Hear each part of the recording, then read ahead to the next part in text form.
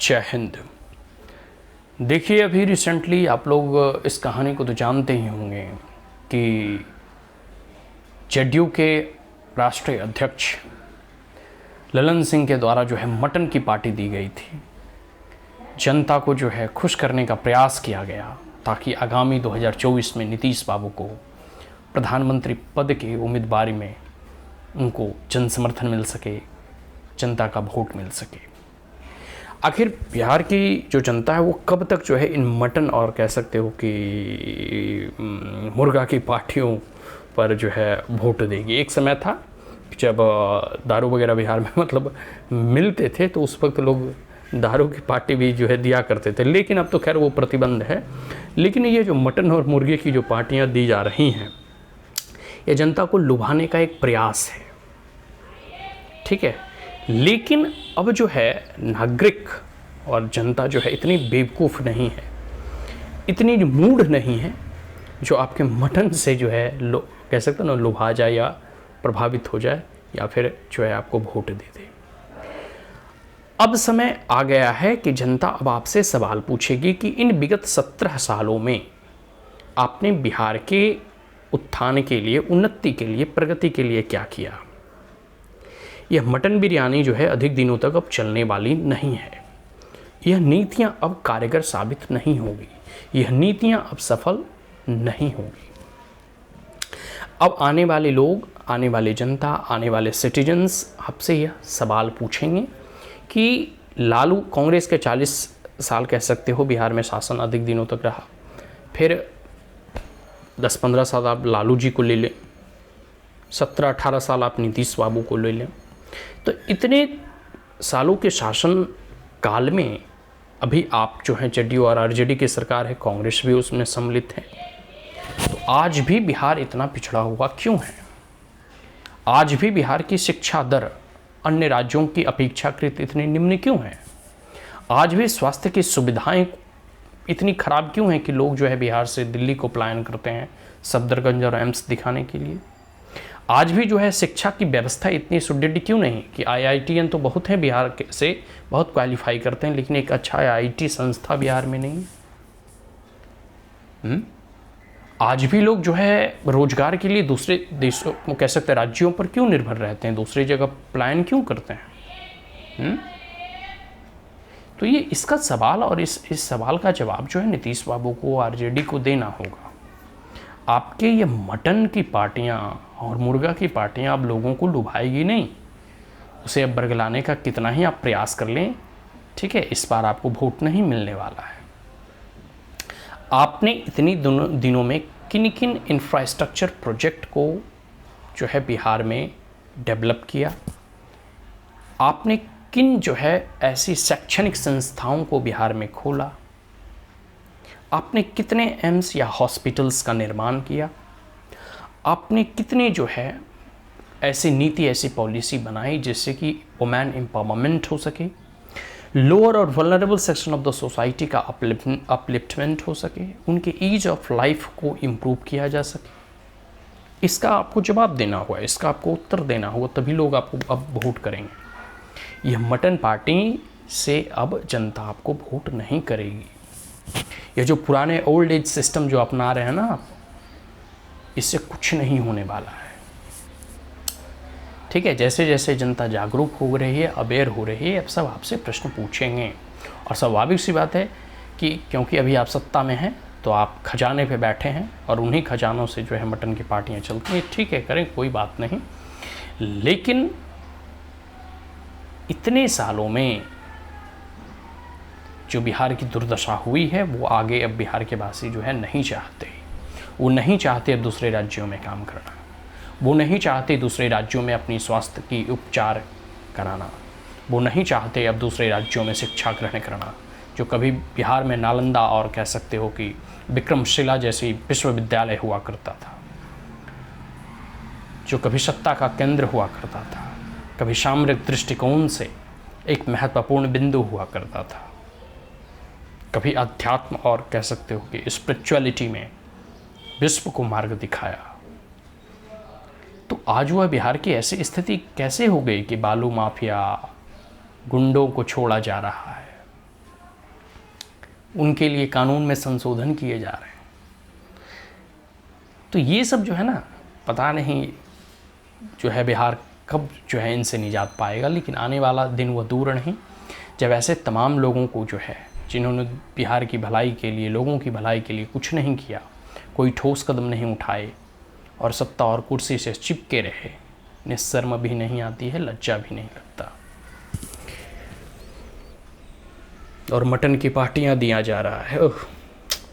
अभी चुनाव आए नहीं, अभी देखो चुनाव आने तो कितने मटन की पार्टियां मिलेगी, कौवा बिरयानी कितने लोगों को खिलाया जाएगा।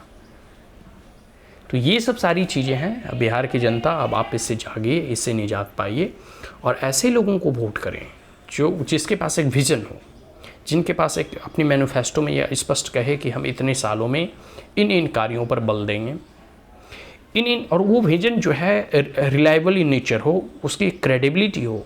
हवाओं में मारी गई तीर जो है वो नहीं चाहिए कि हम 10 लाख तेजस्वी यादव की तरह जो कह देंगे हम 10 लाख नौकरी देंगे, और आने के इतने कह सकते हो कि महीने होने जा रहे हैं, अभी तक एक भी जो है नोटिफिकेशन नहीं निकला है, ठीक है, कि कितने लाख नौकरियां जो है लोगों को मिलने जा रही हैं या कितने वैकेंसी रिलीज किए जा रहे हैं, ठीक है।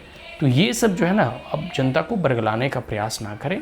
जो भी ऑथेंटिक हो, जो मैनिफेस्टो में बताया जाए, वो अब जो है नेताओं को जो है मानना होगा। और सबसे बड़ी बात है कि कुछ चीज़ों को लेकर, कुछ क्षेत्रों को लेकर, जैसे कृषि में बिहार का कितना योगदान होना चाहिए, क्योंकि बिहार एक कृषि प्रधान देश है, वहाँ कोई बहुत बड़ा मिनरल्स और खनिज नहीं है, लेकिन कृषि को लेकर जो, जैसे अब देखो ग्रीन रिवोल्यूशन आया तो वो वेस्टर्न यूपी हो गया, पंजाब हरियाणा हो गया, इसमें जो है बिहार भी कुछ कर सकता था और बहुत अच्छा कर सकता था, क्योंकि एग्री अलाइड जितने भी सेक्टर हैं, कृषि हो गया, खेती और बाड़ी, goat farming, horticulture, bee cultivation या बी फार्मिंग, फिर जो कह सकते हो कि मुर्गी पालन या मत्स्य पालन, मछली पालन, सेरिकल्चर वगैरह, ठीक है। फिर कई प्रकार के जो कह सकते हो कि राइस का कल्टीवेशन हो गया, बहुत सारी ऐसी चीज़ें हैं जो एग्रीकल्चर के क्षेत्र में किया जा सकता था या किया जाना चाहिए था, लेकिन सरकार की नीतियां हैं एकदम अब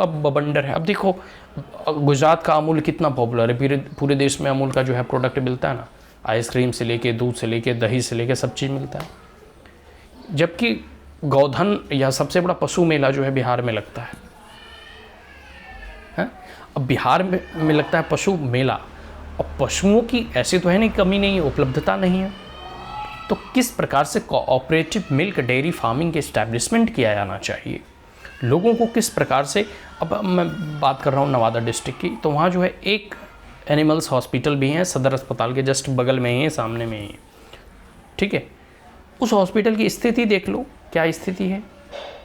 तो वेटनरी साइंस के या फिर जितने भी डॉक्टरों को बहाली किया जाना चाहिए पशुओं को देखभाल के लिए, या उसकी हाइब्रिडिंग के लिए, या उसमें रिसर्च एंड डेवलपमेंट में जितने खर्च किए जाने चाहिए, ऐसा कुछ किया नहीं जा रहा।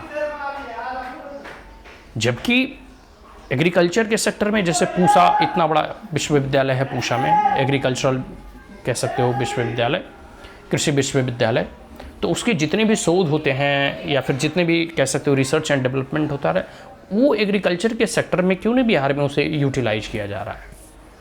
क्यों ना एक ऐसे कह सकते हो कि एनिमल और डेयरी फार्मिंग से संबंधित ऐसे कह सकते हो कि एक इंस्टीट्यूट या ऐसी कोई मैकेनिज्म बनाई जा सके। जैसे सुधा दूध है, तो सुधा दूध वो सरकार के द्वारा ऑर्गेनाइज किया जा रहा है, जबकि होना की चाहिए अमूल के जैसे ऐसे कोई सोसाइटी या कोऑपरेटिव जो है फार्म की इस्टेब्लिशमेंट की जानी चाहिए, जिससे कि आम लोग जो है उससे जुड़कर उसमें दूध सप्लाई करें और लोगों को। अब देखो कि गुजरात में, अगर आप गुजरात से कंपेयर करोगे, तो वो सिर्फ इंडस्ट्रियली डेवलप्ड नहीं है, वो एग्रीकल्चरली भी डेवलप्ड है, कोऑपरेटिव सोसाइटी वगैरह में भी वो डेवलप्ड है।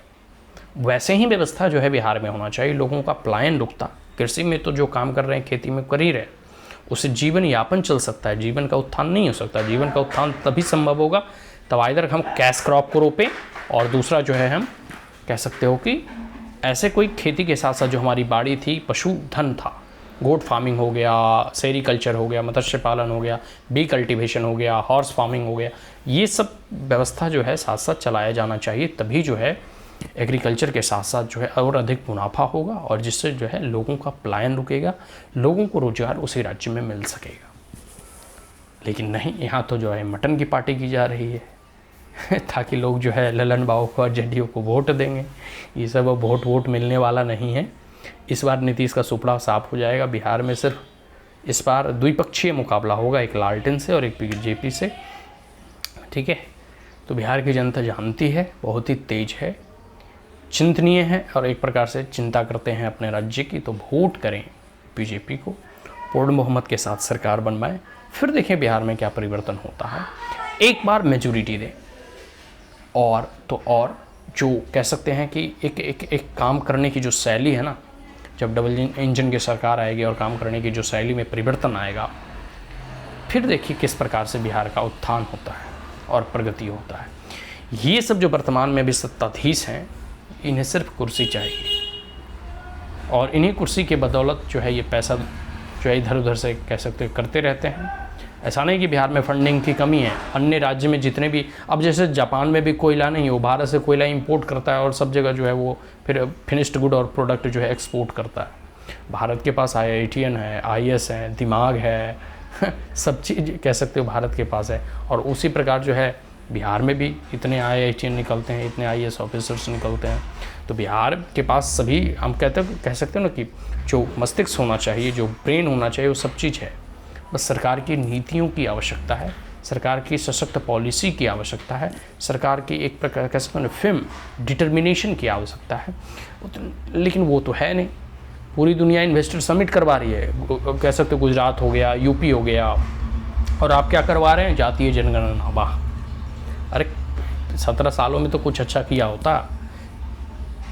इस तरह गुंडों वगैरह और माफियाओं वगैरह को छोड़ोगे तो कौन बिहार में आके इन्वेस्ट करेगा?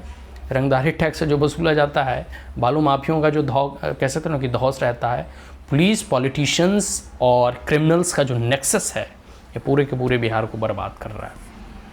और ये लोगों को क्या, इन लोगों को तो सत्ता चाहिए, कुर्सी चाहिए, हैं? शराब बंद किए हैं और शराब जो है होम डिलीवरी हो रहा है। क्या फ़ायदा ऐसी नीतियों को जिसका आप क्रियान्वयन ही ना कर सकें? और पूर्ण रूप से तो ये बंद ही नहीं हो सकता। इसको आप रेगुलेट करते तो बेटर होता। पूरी तरीके से आप इसे प्रोहिबिट कर दिए, जो संभव ही नहीं, पॉसिबिलिटी ही नहीं है। तो आने वाले समय में ऐसे मरण पार्टियों से लोग जो है सतर्क रहें। आप खाएं भरदम, लेकिन वोट बीजेपी को करें। जय हिंद।